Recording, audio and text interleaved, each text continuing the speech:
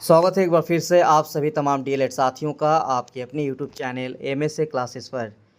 तो इस वीडियो में हम फाउंडेशन पेपर 2 का इम्पॉर्टेंट क्वेश्चन नंबर 5 जो कि एग्ज़ाम के लिए बहुत इंपॉर्टेंट क्वेश्चन है और इस तरह के सवाल एग्ज़ाम में देखने को मिलता है। तो वीडियो को लास्ट तक जरूर देखिएगा और अपने अपने दोस्तों को भी शेयर कीजिएगा। साथ ही यदि आपका सेशन 2023-25 है और अभी तक आपने कोई भी तैयारी नहीं की है और आपका एग्ज़ाम भी बहुत जल्द होने की संभावना है, तो किसी भी तरह का कोई भी टेंशन लेने की बात नहीं है, ना ही घबराने की बात है। बस आप हमारे एमएसए क्लासेस के नोट्स को पढ़कर 15 से 20 दिन में भी 2 साल के सिलेबस को आराम से कवर कर सकते हैं। तो बेहतरीन तैयारी के लिए एमएसए क्लासेस एप्लीकेशन को डाउनलोड करना होगा। इसके लिए डिस्क्रिप्शन में ऑलरेडी आप लोग को लिंक मिल जाएगा या फिर आप प्ले स्टोर पर जाकर सर्च कीजिए एमएसए क्लासेस और जो आपको स्क्रीन पर दिख रहा होगा इस तरह का आपको लोगो दिखेगा, उस ऐप को डाउनलोड करके पेड कोर्स परचेज करके आप हमें व्हाट्सएप पर मैसेज जरूर कीजिएगा, ताकि आपको व्हाट्सएप में जो पेड ग्रुप बनाया गया है उसमें भी ऐड कर देंगे और आपको एग्ज़ाम से रिलेटेड तमाम जानकारी बताएंगे और साथ ही साथ एग्ज़ाम ख़त्म होने तक पूरा गाइडेंस मिलेगा। तो आज का इम्पॉर्टेंट क्लास होने वाला है जो कि टॉपिक हमारा है व्यक्तित्व पर्सनैलिटी, और इस टॉपिक से डीएलएड फाइनल एग्जाम में कई बार क्वेश्चन देखने को मिला है। तो बहुत ज़्यादा इंपॉर्टेंट आप लोगों के लिए टॉपिक्स है, तो इसका कंप्लीट क्लास देंगे। वीडियो क्लास तक बने रहिएगा। जो चैनल पर नए हैं चैनल को सब्सक्राइब कर लीजिएगा और अपने दोस्तों को भी शेयर कर दीजिएगा। तो इंपॉर्टेंट टॉपिक्स का क्वेश्चन आंसर कंप्लीट बताएंगे। उससे पहले आप लोगों को बता दें कि डीएलएड स्टूडेंट्स के लिए स्पेशल टेलीग्राम चैनल बनाया गया है, तो आप लोग टेलीग्राम चैनल ज्वाइन कर लीजिएगा। टेलीग्राम में जाइए और टेलीग्राम में जाकर सर्च कीजिए @जैक DLED JAC DLED। जैसे जैक DLED सर्च कीजिएगा तो एक चैनल आएगा एमएसए क्लासेस नाम का, उस चैनल को आप लोग ज्वाइन कर लीजिएगा, ठीक है। या फिर डिस्क्रिप्शन में लिंक दे देंगे, आप लोग जाकर लिंक से भी ज्वाइन कर सकते हैं। तो आज का इंपॉर्टेंट क्लास है व्यक्तित्व पर्सनैलिटी। तो चलिए इसका कंप्लीट क्लास बताते हैं।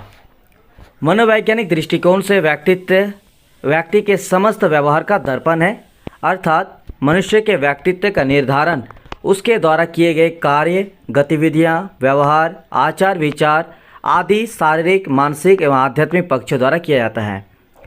यानी व्यक्तित्व क्या है? व्यक्ति के समस्त व्यवहार का दर्पण है, आईना है, और यही है आपका व्यक्तित्व। और इसके द्वारा जो जितने भी कार्य हैं, ठीक है, गतिविधियाँ, व्यवहार, सभी को देख रेख की जाती है और उसी के अंतर्गत उसका मापा जाता है। व्यक्तित्व क्या है? देखिए, व्यक्तित्व आंग्ल भाषा में पर्सनैलिटी का हिंदी रूपांतरण है। यानी व्यक्तित्व का इंग्लिश वर्ड क्या है? पर्सनैलिटी। और पर्सनैलिटी शब्द की उत्पत्ति यूनानी भाषा के पर्सोना शब्द से हुई है। पर्सोना शब्द का शाब्दिक अर्थ है नकाब या मुखौटा। तो ये सब चीज़ आपको ध्यान में रखना है, ठीक है, कि व्यक्तित्व का इंग्लिश वर्ड है आपका पर्सनैलिटी, और पर्सनैलिटी जो है वो एक यूनानी भाषा पर्सोना शब्द से आई है। यानी यूनान में एक भाषा है यूनानी शब्द में जो पर्सोना, और उसी पर्सोना वर्ड से पर्सनैलिटी शब्द की उत्पत्ति हुई है। तो पर्सोना शब्द का अर्थ शाब्दिक अर्थ है नकाब या मुखौटा, जो हम लोग फेस पे लगाते हैं ऊपर से, नकाब या मुखौटा।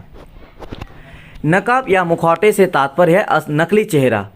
माना जाता है कि यूनानी लोग मुखौटा लगाकर मंच पर अभिनय किया करते थे। आप लोग देखे होंगे बहुत सारी जगह पे अभिनय होते हैं जिसमें कठपुतली भी नाच होती है, तो उसमें क्या होता है कि आगे से जो है मुखौटा लगा दी जाती है, जिसको जो इंसान अलग रहता है लेकिन मुखौटा देखकर लगता है कि ये दूसरा कैरेक्टर में आया है, ठीक है।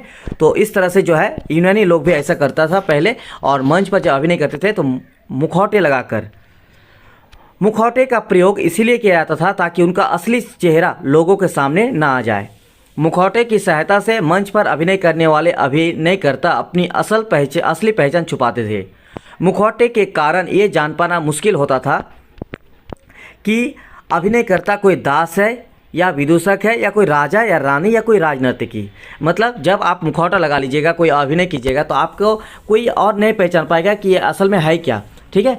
तो इस तरह से जो है यूनानी लोग करते थे, और इसमें पहचान नहीं आता था कि ये राजा है या रानी है या कोई दास है या कोई विदूषक है। तो व्यक्तित्व शब्द का व्यापक अर्थ में देखिए क्या है। प्राचीन काल में यूनानियों द्वारा व्यक्तित्व का तात्पर्य व्यक्ति के वाच्य स्वरूप से था, परंतु धीरे धीरे व्यक्तित्व के अंतर्गत व्यक्ति के आंतरिक स्वरूप को भी शामिल कर लिया गया। व्यक्तित्व शब्द 2 शब्दों से मिलकर बना है, व्यक्ति प्लस तत्व। तो व्यक्ति के अंतर्गत सकारात्मक एवं नकारात्मक तत्व पाए जाते हैं। यानी हर इंसान के अंदर जो है आपका पॉजिटिव और नेगेटिव पाए जाते हैं। व्यक्ति के सकारात्मक एवं नकारात्मक तत्वों के योग को व्यक्तित्व कहा जाता है। यानी इन पॉजिटिव और नेगेटिव जो तत्व होंगे उन्हीं को योग को क्या कहा गया? व्यक्तित्व यानी पर्सनैलिटी कहा गया है। अतः हम कह सकते हैं कि व्यक्ति के आंतरिक एवं बाह्य रूप के सकारात्मक एवं नकारात्मक तत्वों का संपूर्ण योग व्यक्तित्व है। चलिए अब बात करते हैं व्यक्तित्व की परिभाषा। कभी कभी आपको जो है क्वेश्चन व्यक्तित्व के डेफिनेशन और व्यक्तित्व का आपका ये भी पूछ लेता है मीनिंग। तो मीनिंग तो आप लोगों को बता दिए, आप लोगों को मीनिंग लिखना है उसका आगे और भी क्लास होगा, कंप्लीट क्लास देखिएगा, ठीक है। बहुत ज़्यादा इंपॉर्टेंट टॉपिक्स है, तो कंप्लीट क्लास देखिएगा तो आपको किस तरह का टॉपिक पूछा जाता है क्वेश्चन वो भी बताएंगे। तो अगर आपको परिभाषा पूछे तो परिभाषा आपको यहाँ पे ध्यान रखना है, विलियम वर्ड्सवर्थ के अनुसार। विलियम वर्ड्सवर्थ के अनुसार क्या कहा है, वुड्सवर्थ होगा, ठीक है, यहाँ पे थोड़ा स्पेलिंग ही हुआ है। वुड्सवर्थ के अनुसार व्यक्तित्व व्यक्ति के व्यवहार की समग्र विशेषता है। वुड्सवर्थ ने क्या कहा है कि जो पर्सनैलिटी होती है वो किसी व्यक्ति के व्यवहार की समग्र विशेषता होती है। वैलेंटाइन के अनुसार क्या है, व्यक्तित्व जन्मजात और अर्जित प्रवृत्तियों का योग है। तो व्यक्तित्व क्या है, जन्मजात और अर्जित प्रवृत्तियों का योग है, यानी जो इन मनुष्य अपनी जन्म से ही और जो अर्जित करते हैं इन सभी को जो मिला के जो होते हैं उसको व्यक्तित्व कहा है वैलेंटाइन ने। आप देखिए एक और यहाँ पे मनोवैज्ञानिक, उसका नाम है मन। तो मन के अनुसार क्या है व्यक्तित्व की डेफिनेशन, तो व्यक्तित्व की परिभाषा व्यक्ति के ढांचे, व्यवहार की विधियाँ, रुचियों, अभिवृत्तियों, क्षमताओं, योग्यताओं और कुशलताओं के सबसे विशिष्ट एकीकरण के रूप में की जा सकती है। ये डेफिनेशन है मन का। तो ये तीनों डेफिनेशन में आपको कम से कम 2 डेफिनेशन हमेशा याद या फिर ध्यान में रखना जरूरी है, और ठीक है। अब इसी तरह से आपको लिखना है इन तीनों में से किसी 2 के बारे में। आप देखिए व्यक्तित्व को प्रभावित करने वाले कारक, ये क्वेश्चन आपको अगर आपको पूछ लेता है कि व्यक्तित्व से आप क्या समझते हैं, व्यक्तित्व के परिभाषा लिखिए, तो आप लोग लिख दिए। लेकिन एक क्वेश्चन आ जाता है, ज़्यादातर देखने को मिला है, वो है कि व्यक्तित्व को प्रभावित करने वाले कारक क्या है। तो यहाँ पे आप लोग बताएंगे कि व्यक्तित्व को मुख्य रूप से 2 कारक जो है प्रभावित करते हैं, और दोनों ही जो है यहाँ पे आप लोग को दिया हुआ है निम्नलिखित में। पहला है वंशानुक्रम, दूसरा है वातावरण।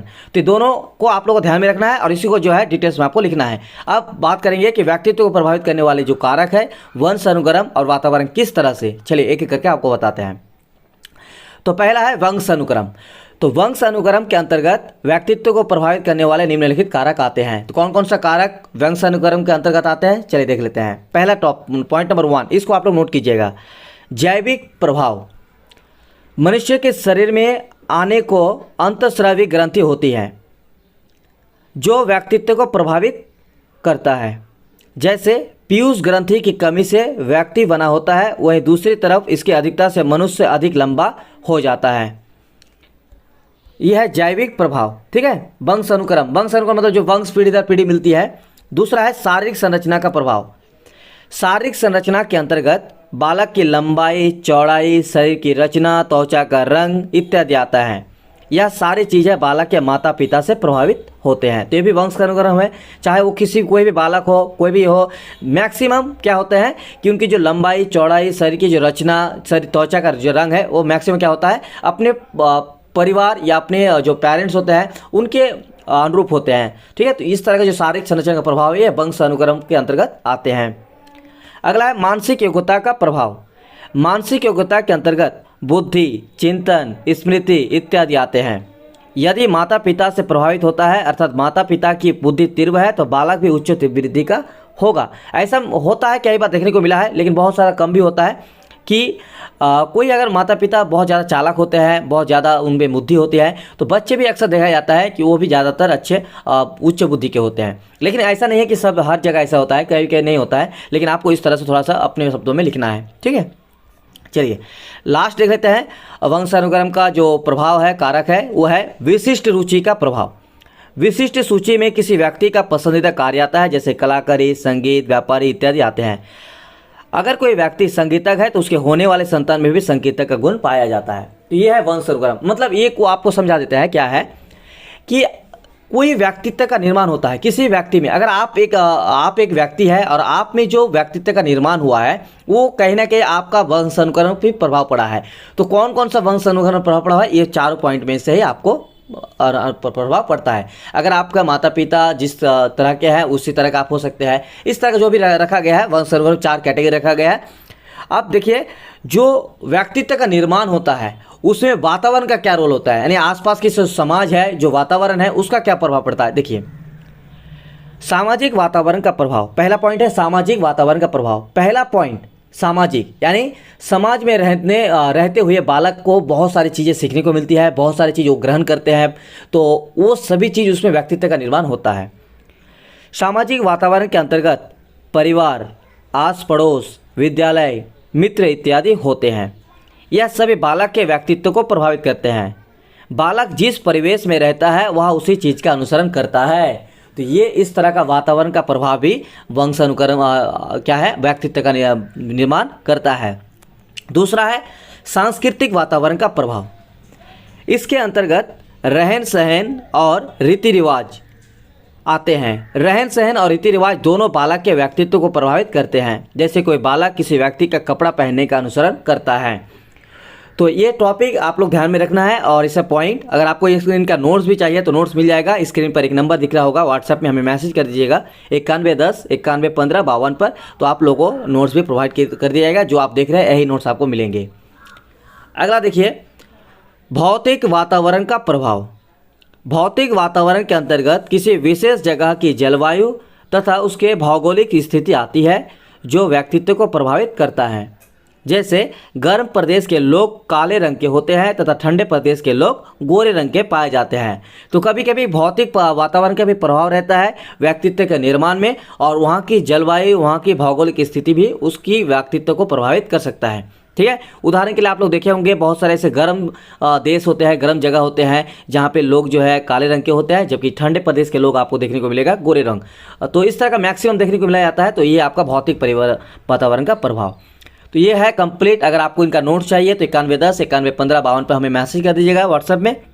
तो लाइक कर दीजिएगा, शेयर कर दीजिएगा और सब्सक्राइब कर दीजिएगा MSA क्लासेस DLED चैनल, जहाँ पे आप लोगों को DLED की तमाम जानकारी मिलती है एग्जाम से रिलेटेड और DLED एग्जाम की तैयारी। तो चलिए मिलते हैं नेक्स्ट वीडियो में, तब तक के लिए शुक्रिया।